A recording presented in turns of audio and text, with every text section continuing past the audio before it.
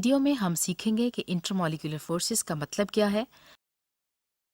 यहाँ 3 तरह की इंटरमॉलिक्यूलर फोर्सेस हैं और इन तीनों अक़साम की इंटरमॉलिक्यूलर फोर्सेस के दरमियान फ़र्क होता है।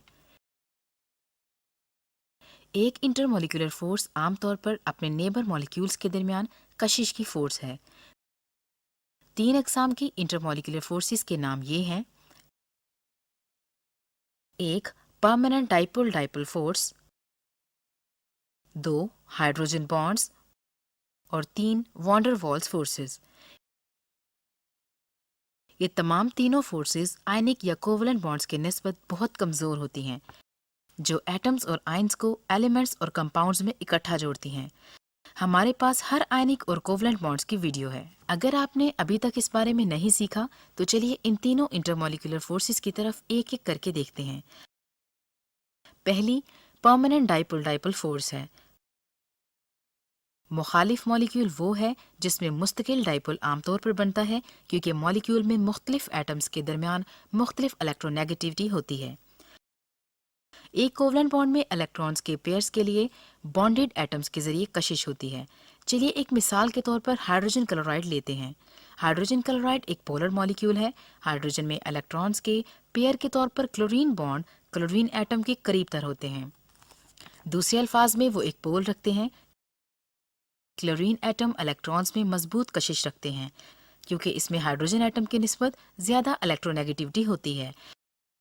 हम हाइड्रोजन क्लोराइड मॉलिक्यूल को H डेल्टा पॉजिटिव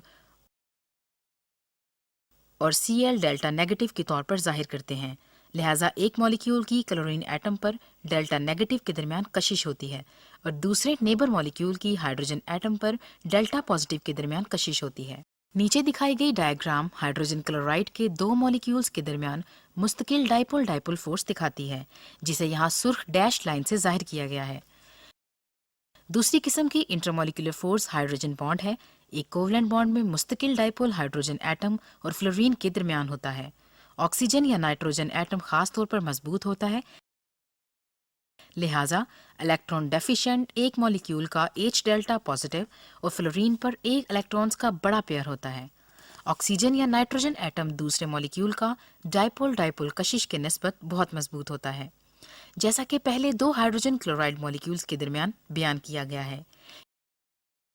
एक मॉलिक्यूल के electron deficient H delta positive के दरमियान ये खास किस्म की डाइपोल डाइपोल कशिश और फ्लोरीन पर एक इलेक्ट्रॉन्स का लॉन पेयर होता है। ऑक्सीजन या नाइट्रोजन दूसरे मॉलिक्यूल का हाइड्रोजन बॉन्ड को एक खास नाम देता है। लिहाजा हाइड्रोजन बॉन्ड एक मॉलिक्यूल के H डेल्टा पॉजिटिव के दरमियान कशिश रखता है और डेल्टा नेगेटिव एक फ्लोरीन के लोन पेयर पर होता है। एक नेबर मॉलिक्यूल का ऑक्सीजन नाइट्रोजन एटम हत्ता कि एक हाइड्रोजन बॉन्ड सिर्फ 50% रखता है। एक कोवलेंट बॉन्ड की मजबूती कंपाउंड्स की फिजिकल खसूसियात पर एक नुमाया असर होता है। मिसाल के तौर पर यह हाइड्रोजन बॉन्ड में नहीं होता। दोनों पानी और अल्कोहल कमरे के दर्जा हरारत और प्रेशर पर गैसेस होती हैं। नंबर 3 वॉन डेर वाल फोर्सेस। सबसे पहले वॉन डेर वाल्स फोर्सेस के स्पेलिंग को देखें। ये लोअर केस है, V वेन में है और एपोस्ट्रोफी S के बाद आता है, जिसमें वॉन डेर वाल फोर्सेस शामिल होती हैं और डाइपोल डाइपोल इंटरेक्शन भी मौजूद होती है। चलिए देखते हैं कि ये किस तरह बनते हैं। किस तरह शेल्स में इलेक्ट्रॉन्स की मूवमेंट होती है अगर हम किसी भी लम्हा इस अमल को रोक दें तो यहाँ फौरन एक खास मूवमेंट पर डाइपोल होगा। ये induced dipole dipole interaction van der Waals forces कहलाती हैं, जो हर मॉलिक्यूल में होती हैं, जो कि पोलर है या नहीं। लेकिन सिर्फ इंटरमॉलिक्यूलर फोर्सेस के दरमियान नॉन पोलर मॉलिक्यूल्स होते हैं, जैसा कि हैलोजेंस और नोबल गैसेस। जैसा कि मॉलिक्यूल में इलेक्ट्रॉन्स की तादाद बढ़ती है, लिहाजा ये वॉन डेर वाल फोर्सेस वजाहत करती हैं कि बॉइलिंग पॉइंट में इजाफा क्यों होता है। जैसे ही हम हैलोजेंस के ग्रुप और नोबल गैसेस के ग्रुप में नीचे की तरफ जाते हैं, तो चलिए इंटरमॉलिक्यूलर फोर्सेस को दोबारा से देखते हैं।